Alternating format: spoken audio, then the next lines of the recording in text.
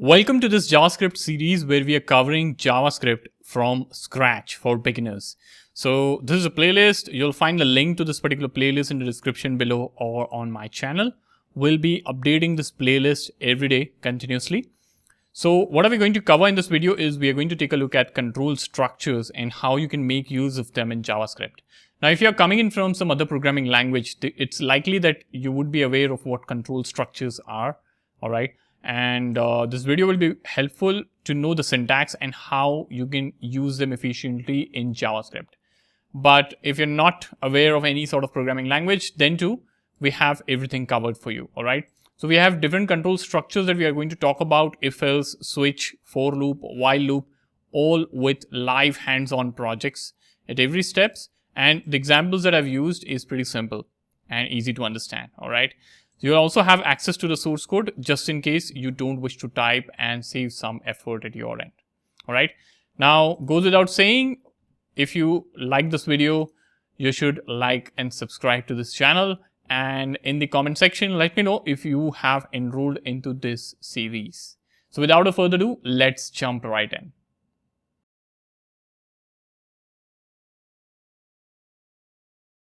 Hey, what's up everybody? So it's time that we talk about if statements in JavaScript. So an if statement is used to execute a block of code if the specified condition is true. So yes, the center of if statement is the condition that you specify. And depending on the condition, it's decided whether the block of code should be executed or not.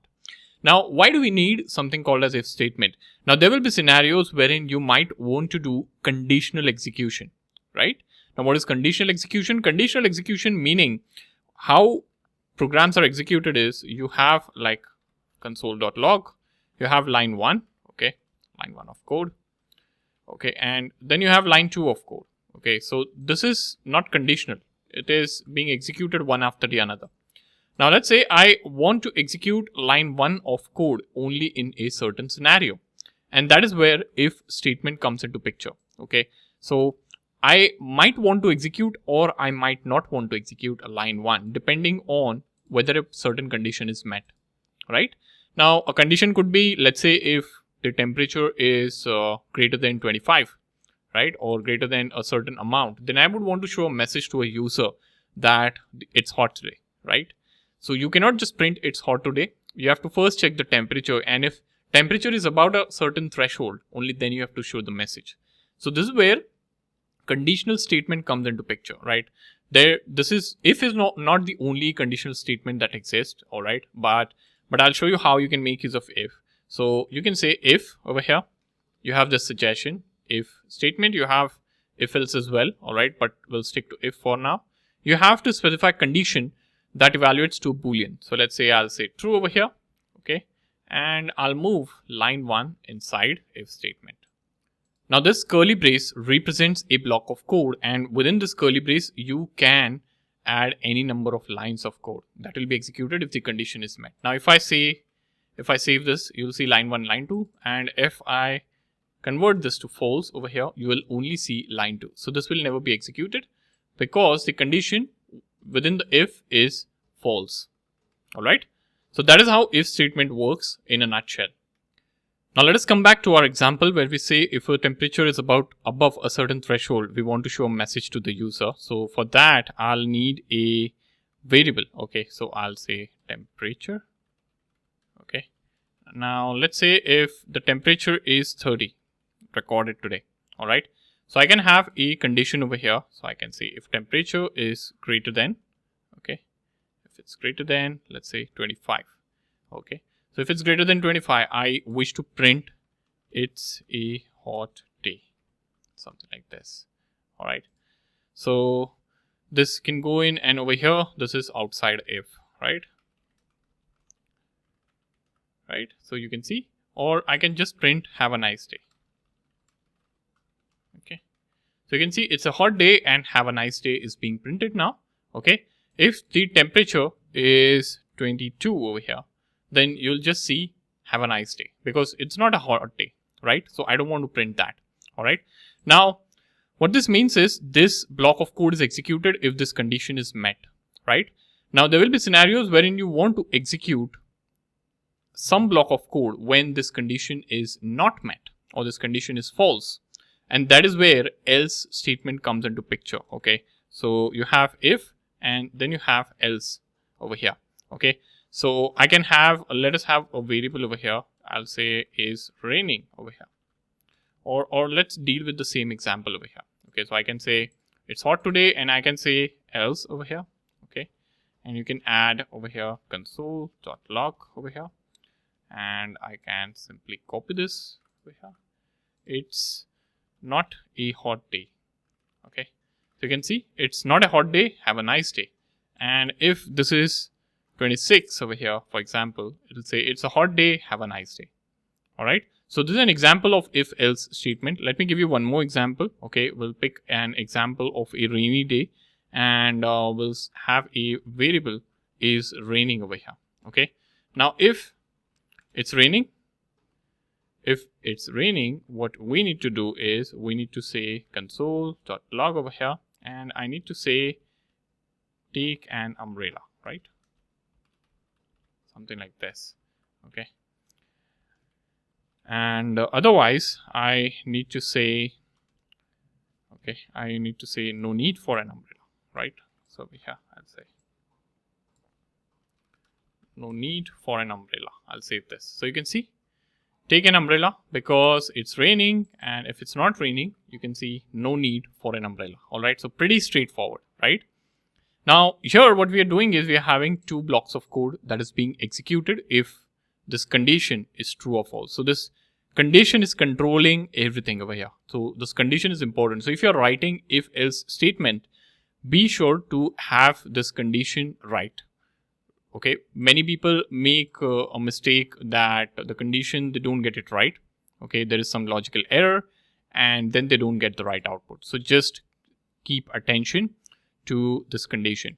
Now there is one more form of if else, which is if else, and then you have if, and then you again have else. So this is also possible. Okay, so you can say if over here, you will see if else statement. All right, now I can say now using this syntax over here, if else, you can actually chain multiple conditions, right? So let me show you how. Okay, so let's say I have a variable over here called score. Okay, let's say I'll assign this a value of 75. Okay, now I'll have score over here. Okay, so I'll say score if score is greater than equal to 90. Okay, let's say we want to print something. What are we printing over here? Okay, we want to say excellent. Okay, now what actually we are building is we are actually building a condition over here that is going to print different messages depending on what your score is. Okay, now let's say I want to have a message that prints good job if your score is above 75, and if it's above 50, you want to say you passed. Otherwise, if it's lesser than 50, better luck next time, something like that. Okay, so I got this. Okay, I got this right. I'll print excellent if the score is greater than 90. Okay, now over here I want to evaluate one more condition if the score is greater than 75, right? So what I will do is I'll get this, and here I'll add this condition. Okay, so I can do this. This is completely valid. And here instead of 90, I can have 75 over here. Okay, and instead of, oops, so let me copy this properly. Okay, so I can paste this and I can say good job, something like this. Okay, now I want to have a condition which says if the score is greater than 50, I need to say you passed. So I'll just paste it over here, and if the score is greater than, let's say, 50, I can say you passed, something like this. Okay, and let's say if the score is less than 50, okay, you need to say better luck next time. So if the score is not matching any of this condition, I need to say else over here, and I can just say console.log. Oops, I just need console.log. Okay, so I'll get console.log and I'll say better luck next time, something like this. Okay, So you can see over here, I am actually chaining multiple conditions. This is condition number 1, the condition number 2, condition number 3, and then you have the else block. All right, now if I save this, okay, you can see good job is printed. Okay, because the score is 75 and it is matching this condition. Score is greater than equal to 75. Okay, if it's 80, you'll see good job being printed. If it's 95, you'll see excellent being printed. If it's 51, you'll see you passed being printed. And if it's 44, let's say, you'll see better luck next time being printed. Okay, so multiple conditions have multiple blocks of code, and multiple blocks of code are being executed depending on which condition is true. So this is known as chaining. Okay, chaining if else. Okay, so you're actually chaining the conditions over here to form a sort of chain, and depending on the condition, the right one is executed. Okay, now beyond chaining, you also have something called as nested if else. Okay, so what you can do is, let's say I have an application, okay, and within the application, to enter, the user needs to have age greater than 18, and it also needs to have permission. Okay, so let's say permission is just a flag right now. Okay, so I'll say has permission over here, true for now. Okay, it's just a flag, and this flag is being derived from some conditions in our application. Okay, and age, let's say, is 20. Okay, for example. So in our application, to enter, we need to have age greater than 18 and also the permission. So I'll say if over here, I'll say age greater than equal to, so it's greater than equal to 18 over here. Okay, and then I can say, so this condition is evaluated. Now if this is true, I need to add one more if over here, okay, to check if he has permission, because he also needs to have permission to enter, right? And then if he has, I can say console.log, you are allowed to enter. Okay, you can say you are allowed to enter over here. This is done. Okay, now here you can even add else over here. Okay, and you can add a console log over here. You need permission to enter. Permission to enter, something like this. Okay, and you can add, so this is the if block, out of if block. You can add a else block here also. Okay, and you can paste it over here. You can say you are not old enough to enter, something like this. You can see.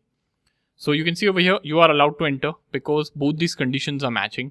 Okay, if I change this to 17, you'll see you are not old enough to enter. Even though he has a permission, he's not allowed to enter because this condition itself is failing. So this internal condition is not executed. We just ask him that, we just tell him that you are not allowed to enter, or you are not old enough to enter. Okay. Now let's say if he is 20 and if this is false, then in that case, you will see you need permission to enter, because even though he's matching the age bracket, he's not having the permission. So here what you're doing is you are nesting. Okay, you are nesting if else, and nesting meaning you are having one if else condition within another over here. Okay, now you can even simplify this over here. Okay, you can simplify this condition with the help of logical operators. Okay, so what you can do is you can make use of or and operators. Not this one, and operators in if condition.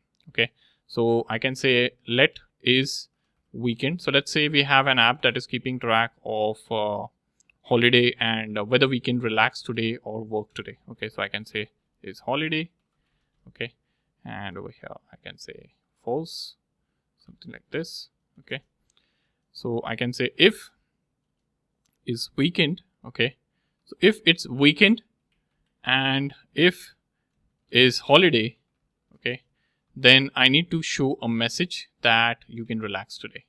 Okay, so you can relax today. Now what we are doing is you're actually checking two variables over here, and you are using or operator. Now the output of this is Boolean, right? So the output of the condition over here should be Boolean for if statement to work fine. All right, and that is what we are doing over here, and we are having an else block, and we can say it's working day today. Okay, it's working day. Something like this, right? So you can see you can relax today, and you can see over here. So if I say if this is false and if this is false, you'll see it's working day. Okay. So yeah, this is how it works. You can even make use of AND operator over here. Okay. And you can actually see the output over here. Okay. So this is an example. All right. Then there is something called as ternary operator. Okay. So ternary operator you will be aware of. Okay. Which is question mark and colon. So these two things get you a ternary operator. Okay. So let's say if I have a number over here. Okay. And if the number is 7. Okay. I can say let result over here is equal to number percentage 7, or sorry, not 7, 2 over here. And if this is equal to 0, then I'll say it's even, otherwise it's odd. Okay. And I can just print console.log over here. Okay. So over here I can say result. You can see it's odd, right? And if I make it 8, oops, so if I make it 8, it will be even over here. Okay. Now the same condition you can even write with the help of if statement. So you can say if, all right. And what is the condition? This is the condition, right? So you'll get the condition over here. Okay. And then you need to like return this or assign this to result, right? Over here. What I will do is I won't assign this, but I'll actually take console.log directly and I'll just have a result. Okay, oops. So I'll say result over here and I'll say even over here. Okay, something like this. Okay, and if that's not the case, then what you can do is you can print odd. Something like this. You can see even. Okay, so it's the same condition actually written with the help of if statement, but in cases ternary operator gives you a more concise syntax. Like for example over here the condition is pretty simple, so ternary operator is looking much more concise.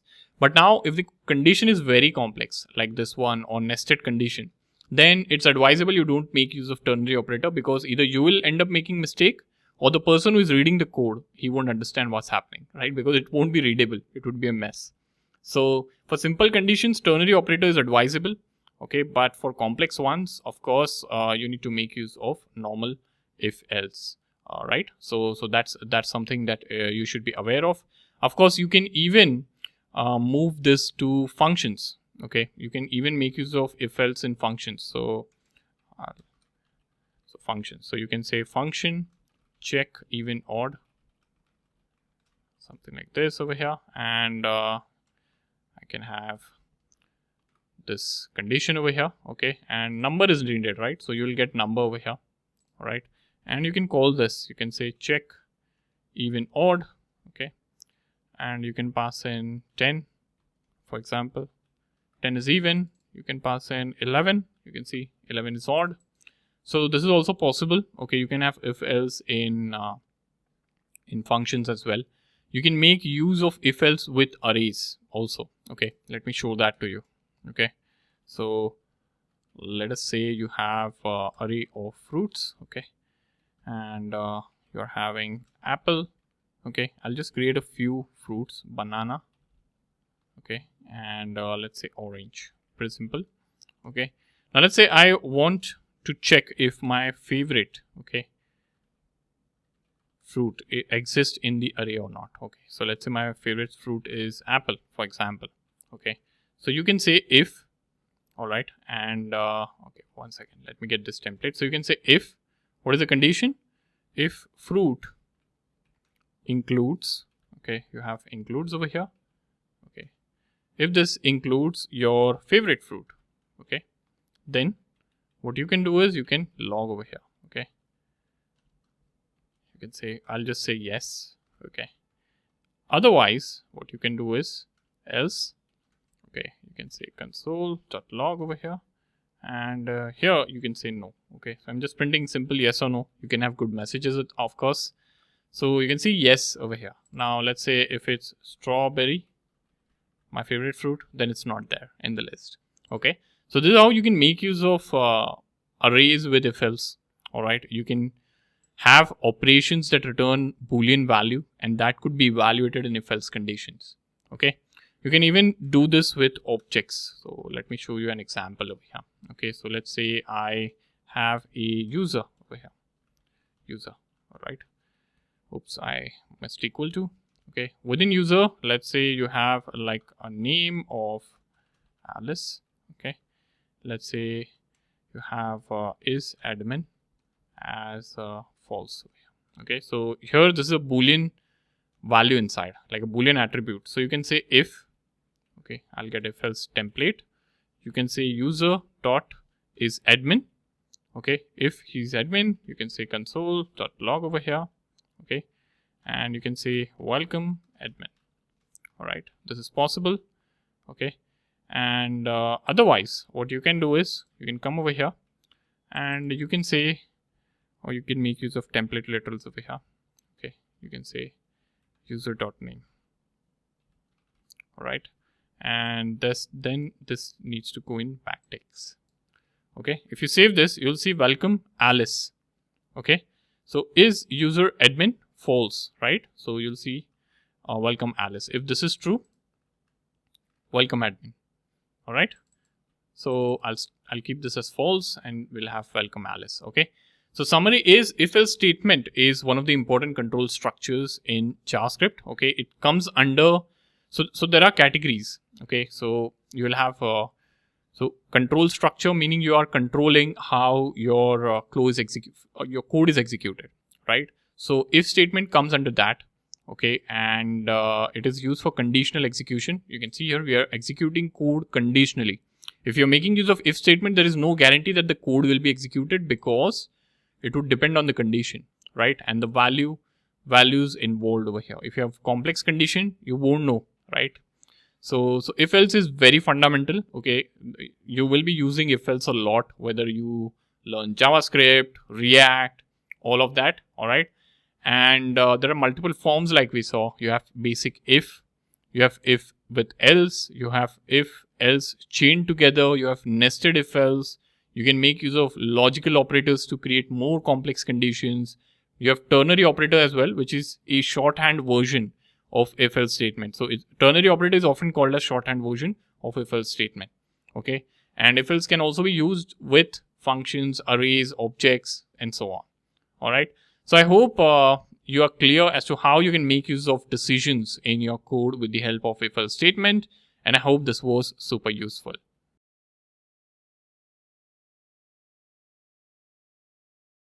So now it's time that we talk about the switch statement. Now let us first understand why switch statement exists at the first place. Now the problem is when you are dealing with multiple conditions with if else, there can be a problem that they become a bit more lengthy and hard to read. And this is a case if you are doing condition evaluation on the same variable. All right. So when dealing with multiple conditions for the same variable, if else can become lengthy and harder to read. This is where switch statement comes into picture, wherein it offers a cleaner and more readable alternative. All right. So let me give you an example of what multiple condition on the same variable mean. So take a look at this example over here that I have added. Here I have a variable called fruit. I'm evaluating this variable, okay, across multiple conditions and giving the output over here. Okay. Now if I save this, of course I'm going to get the output as apples are $2 per kg. Okay. So I'm getting the price over here, but the conditions are multiple. Okay. For one or two condition, if else statement is great, but when conditions grow like this, okay, it can become difficult to manage. And this is where switch statement comes into picture. So how do you write a switch? So you can say over here, let's say I have, okay, here I have fruit. Okay. I'll create another example. I'll call this as fruit type. So the variable will change over here. Now I'll have a switch on fruit. Okay. So actually if you type switch over here, you have this template that you can select.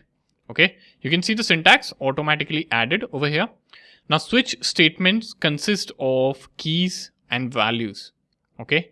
So here you can see this key. So what is a key over here? Key is actually the expression that I wish to evaluate. All right. So here in my case, the expression is fruit type. Okay. So this fruit type now will be evaluated against multiple cases. So case 1 is over here apple. Okay. So I can say apple over here. Okay. And if it's apple, then what I want to do, I want to print in this statement over here. Okay. Something like this. All right. So if fruit type is apple, this will be executed, this case, because it's a matching value. Okay. And it will print this to the console. Okay. I can replicate this for other things also. Okay. So for example, I can have it for banana. All right. So here I can say this is banana. All right. And I can have the console log over here for banana. Okay. You can see. Okay. And I can do similar thing for other fruits also. Okay, so I'll add this. Okay, oops, so this indentation, I messed up with the indentation. All right, but after banana there is orange. Okay, so I'll say orange over here. And what is the console log for orange? So oranges are $1.5 per kg, like you can see. Okay, now default is the default case. Okay, when no match is found, so you can get this printed. Okay, over here. Okay, something like this. All right, now if you save this, you can see apples are $2 per kg. If I make this as strawberry, okay, you'll see, sorry, we don't have that fruit.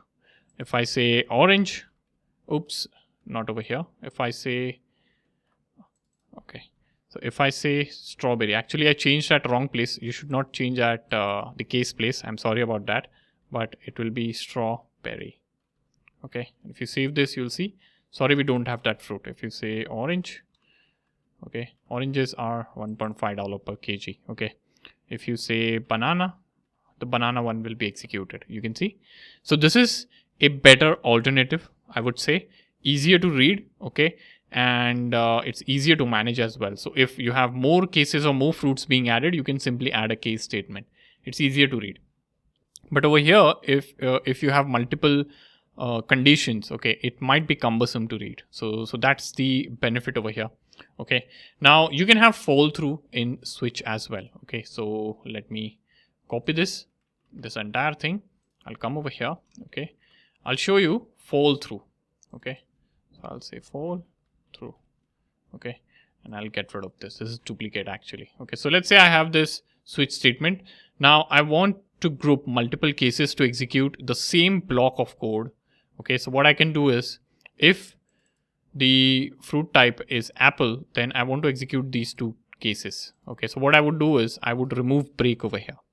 Okay, now if I say, okay, so let me change this to, okay, I'll move this to a normal variable, and over here I'll say fruit type is equal to apple. Okay, now if I save this, you will see apples are $2 per kg and bananas are $1 per kg. You're getting both of this printed over here. But if you say banana, only one will be printed. Okay, so why both were printed when you said apple? Well, what is happening is, here you don't have this break statement. So break in a switch case is responsible for breaking the loop over here, or breaking the condition. So here, once this is executed, this part, break statement is uncounted and the control does not go to the next case. Instead, it comes out of the switch. So break is essentially used to exit from switch, right? So if you skip break, it will go and start executing the next case also.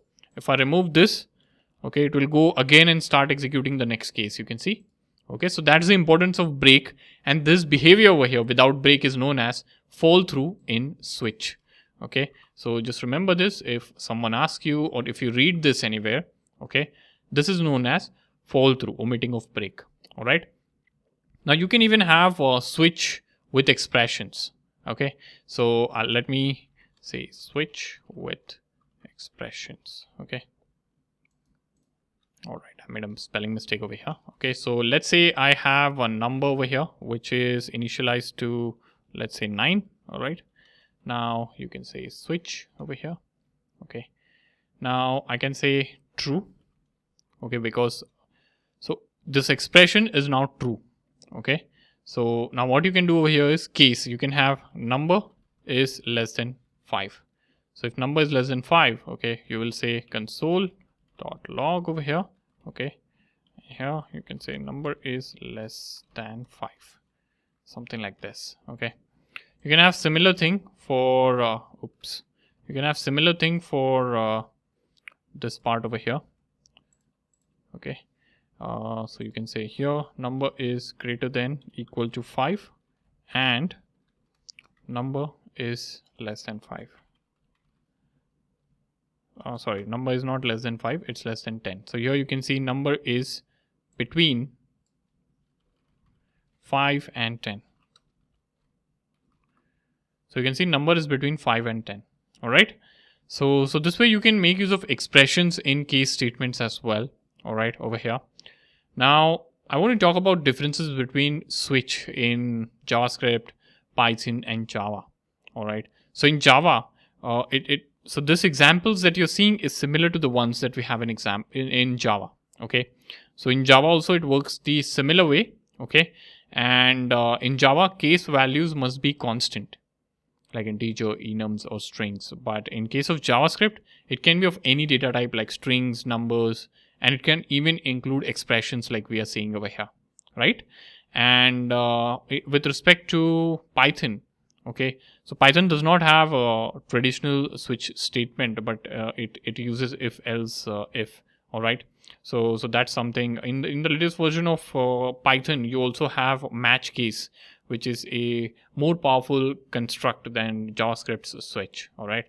So yeah, this is what it is, and the syntax will be much more similar to the other programming languages. But one thing you should remember about switch is when should you use it.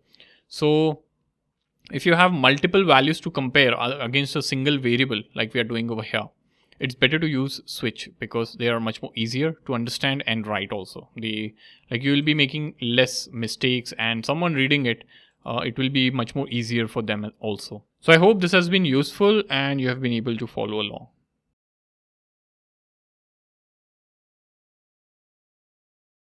So now it's time that we begin talking about the for loop in JavaScript.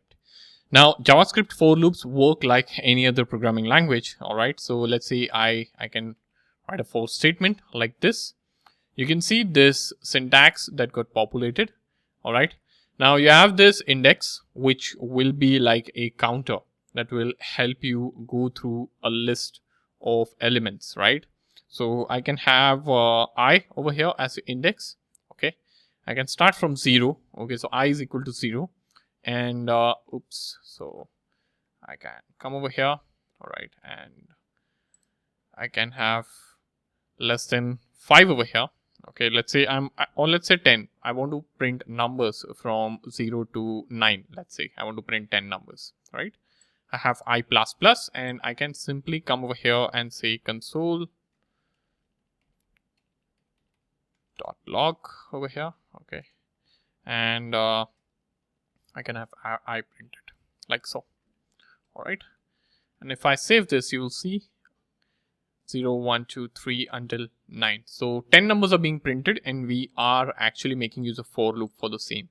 Now, if you have an array, basically, so for loops can be beneficial in iterating through the arrays as well over here. So if I say numbers over here, and you can have 1, 2, 3, 4, 5, 6, 7, 8. Okay. Let's say we have 8 numbers. So I'll copy this. All right. And over here, I can say numbers.length. Now this is a array, and we have this length property along with this. Okay. And you can access the array over here. So you can say numbers in I. If you save this, you'll see 1, 2, 3, 4, 5, 6, 7, and 8 over here. Okay. So we have this array being printed. Now what is happening is this is the initialization part. We are initializing the variable.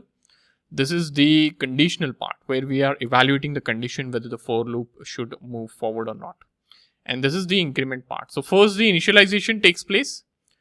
Then condition is evaluated. So is 0 less than numbers.length? Okay. So 0 is less than 8 over here. The length of this array is 8. Right. So numbers.length will be 8 because we are trying to get the length of the arrays using the length property. Right. So since it's true, we'll come inside and you will print numbers of 0, right? So which means 1 gets printed. Then you increment I and then you evaluate the condition again. And then you go inside. If the condition is true, you go inside and execute this. So this way, this for loop keeps on executing until the condition over here turns out to be false. All right. And the loop is exited. Okay. So this is how the for loop works. And this is the counter part. This is the initialization part. And this is the increment and decrement part. So initialization is just executed in the beginning of the for loop, right? Later on, just these two things are taking care whether the loop should be executed or not. All right. So this is about a for loop, and you can even make use of for loop for printing reverse over here. So I can go reverse. Let me copy this. So this was a forward printing loop. I can actually make this as 10 over here. I can reverse the condition that it should be greater than 0. And I can have I minus minus. If I save this, okay, and let me comment this so that there is a little bit of less log onto the screen. You can see over here 10, 9, 8, 7, 6, 5, 4, 3, 2, 1, right? So we are going reverse now with the help of this for loop. So it's helping us go in the reverse order, and you can do the same with the array as well, right? You can print reverse, like print the array in reverse. That is something that you can do. You can even nest the for loops. Okay, so I'll just comment this over here so that we have a cleaner console and we can see the output over here. So let's say I have this array, okay, and let's say I wish to print a matrix sort of, right? So what I would do is I would come over here. I would also add a for loop over here, okay, and I'll just comment this. What I would do is I would start from 0. I would say I is less than, I can say, oops, sorry. So I is less than, let's say 10, I plus plus, something like this. Okay.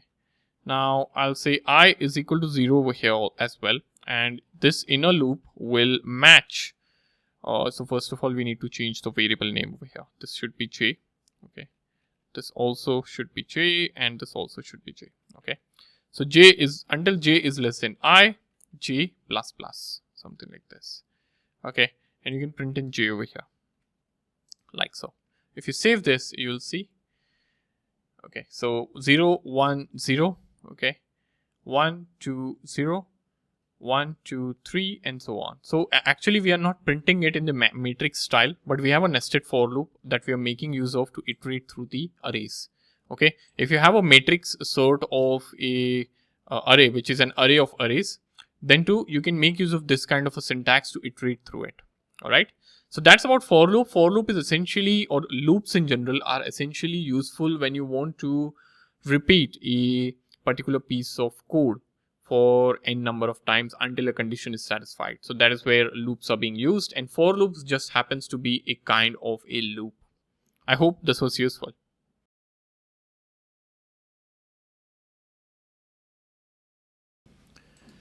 So when we talk about loops, we also have something called as while loops, or while loop, I should say. All right. Now, what is a while loop? So while loop is a kind of loop that executes a block of code or a group of statements over here, as long as the condition evaluates to true. So once the condition turns out to be false, then in that case, the while loop is executed. All right. So let me give you an example over here of how a while loop would work in JavaScript. So let's say you have this variable. Okay. You can have a while statement. What do you want the condition to be? So let's say I would say I is less than 5. Okay. I can say console.log over here, and I can print I like so. Okay. And I'll save this. Now the thing is, this goes into an endless loop. You can see over here. Okay. Now this is not right, okay, because there is no break condition. The loop is never executed. Loop is never exited. So you should have some sort of a condition over here. Okay, let's say I have this condition. I also need to increment the value of I, and if I save this, okay, then the loop would get exited. So I just need to break this now. So now you can see that we have like 0 to 4 printed, which is 5 numbers. And last time it went into So just now it went into endless loop because we didn't have the increment condition. Okay, so this is the syntax of while loop and how it's written in JavaScript. So that's about while loop. It's pretty straightforward and simple when it comes to JavaScript, right? I hope this was useful.